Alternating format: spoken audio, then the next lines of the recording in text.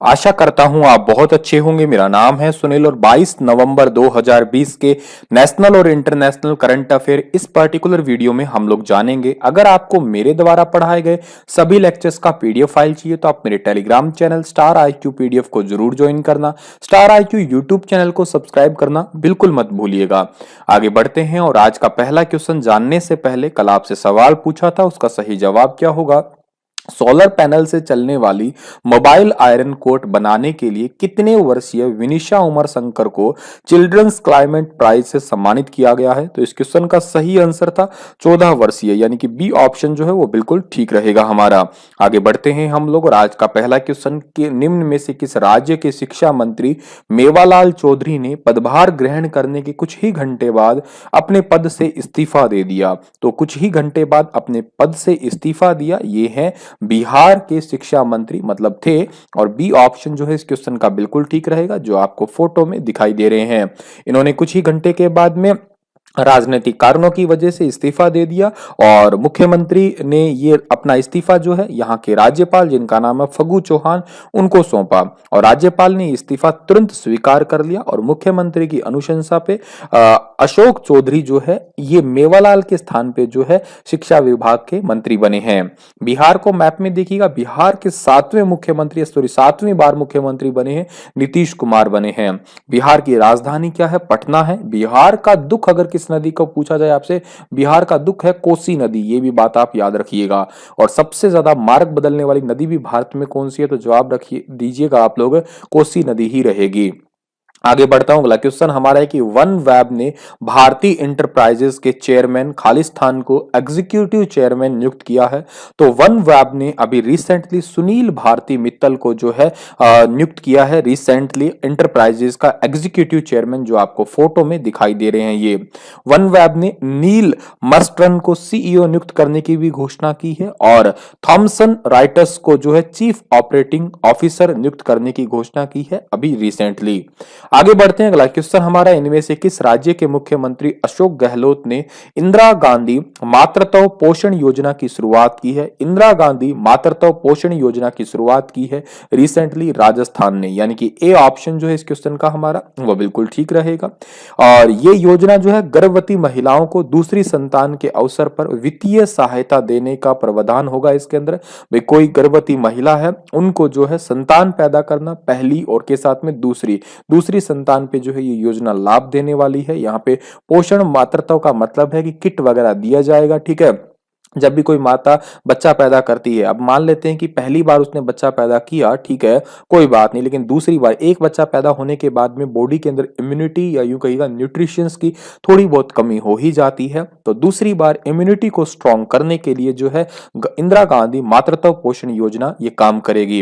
राजस्थान की बात करते हैं तो राजस्थान वो भारत का राज्य है जो किसी की अर्थी वगैरह ले जाने पे उनको फ्री ऑफ कॉस्ट जो है क्या कहते हैं, उनको फ्री ऑफ कॉस्ट उनको सेवा देगा। मतलब मान लेते हैं कि राजस्थान से किसी व्यक्ति को अस्थियां बहाने के लिए गंगा लेके जाना है तो पूरा का पूरा खर्चा जो है वो राजस्थान उठाएगी उसके लिए। राजस्थान के मुख्यमंत्री अशोक गहलोत है, राजस्थान की राजधानी जयपुर है। राजस्थान के जो उप मुख्यमंत्री है उनका नाम है सचिन पायलट है। चलिए आगे बढ़ते हैं हम लोग, अगला क्वेश्चन हमारा, विश्व के सबसे बड़े वर्दीधारी युवा संगठन एनसीसी 22 नवंबर 2020 को अपना कौन सा स्थापना दिवस मनाएगा? तो 22 नवंबर को अपना 72वां स्थापना दिवस जो है ये मना रहा है, यानी कि सी ऑप्शन सही है इस क्वेश्चन का हमारा। 72वां स्थापना दिवस के पहले दिन राष्ट्र को अपने जीवन का सर्वोच्च बलिदान देने वाले शहीदों को जो है वो युद्ध स्मारक पर श्रद्धांजलि अर्पित की गई है। 22 नवंबर 2020 को अपना 72वां स्थापना दिवस मनाया है एनसीसी यानी कि नेशनल कैडेट कोर ने। आगे बढ़ते हैं, अगला क्वेश्चन हमारा क्या है, इनमें से किसकी अध्यक्षता में हुई बैठक में 320.33 करोड़ रुपए की परियोजनाओं लागत के साथ 28 खाद्य जो यूनिट्स होती है आपकी खाद्य जिनको स्टोर करने वाली फूड आपकी या यूं कहिएगा कोल्ड स्टोरेज की यूनिट्स होती है, इनको मंजूरी दे दी गई है। तो इनको मंजूरी दी है अभी रिसेंटली हरदीप सिंह पुरी ने, यानी कि सी ऑप्शन जो है इस क्वेश्चन का हमारा बिल्कुल ठीक है, जो आपको फोटो हमें दिखाई दे रही हैं। ये 10 राज्यों में इन परियोजनाओं से 10,000 से ज्यादा लोगों को जो है रोजगार मिलने वाला होगा।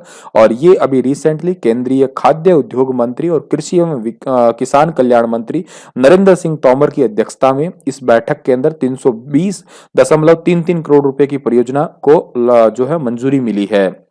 आगे बढ़ते हैं तो प्रधानमंत्री नरेंद्र मोदी जी की किस विश्वविद्यालय के 8वें दीक्षांत समारोह में जल प्रौद्योगिकी उत्कृष्टता केंद्र की आधारशिला रखी गई है, यानी कि वाटर टेक्नोलॉजी सेंटर जो है इसकी आधारशिला अभी रिसेंटली रखी गई है पंडित दीनदयाल पेट्रोलियम यूनिवर्सिटी, यानी कि डी ऑप्शन जो है इस क्वेश्चन का हमारा वो बिल्कुल ठीक रहेगा। गांधीनगर में पंडित दीनदयाल पेट्रोलियम यूनिवर्सिटी के 8वें दीक्षांत समारोह में 45 मेगावाट उत्पन्न करने वाले प्रोड्यूस करने वाले संयंत्र को जो है मोनोक्रिस्टलाइन सोलर फोटोवोल्टिक पैनल और वाटर टेक्नोलॉजी सेंटर जो है इसकी आधारशिला रखी गई है।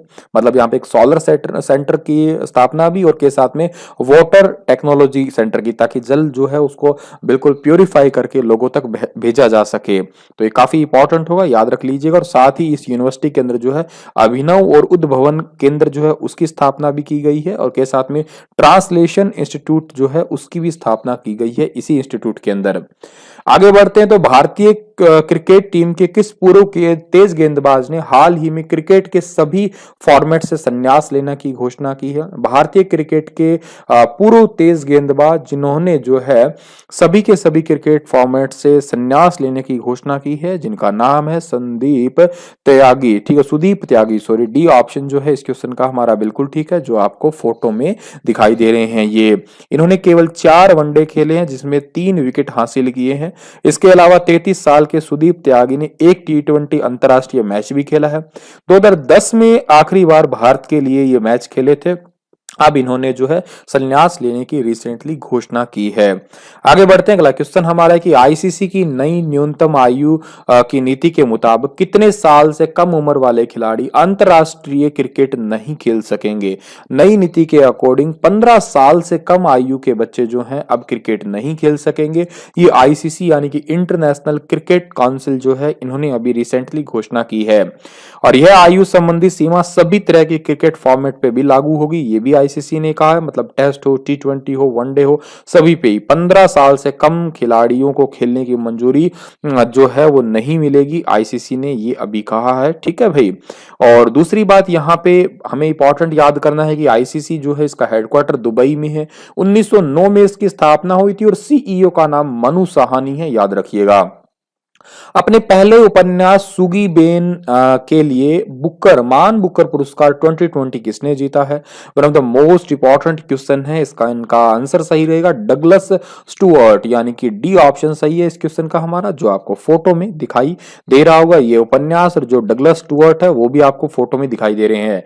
44 साल के हैं ये, ठीक है। और ये संयुक्त राज्य अमेरिका में प्रकाशित होने पर अपने पहले उपन्यास सुगी बेन और यूनाइटेड किंगडम में पिकाडोर के लिए इन्हें जो है बुकर पुरस्कार के जो है इनको मिला है। सुगी बेन 1980 में के ग्लासगो के एक लड़के की कहानी है जिसमें शराब की लत है और वह जेम्स कैलमन के बाद पुरस्कार जीतने वाले दूसरे स्कॉटिश लेखक भी हैं, जिन्होंने 1994 में अपनी पुस्तक how to let it was how let के लिए मान बुकर पुरस्कार जीता था।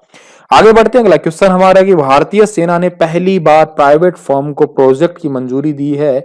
प्राइवेट फर्म का नाम क्या है, तो प्राइवेट फर्म का नाम है ओशो कॉप ग्लोबल, यानी कि ए ऑप्शन सही है इस क्वेश्चन का हमारा।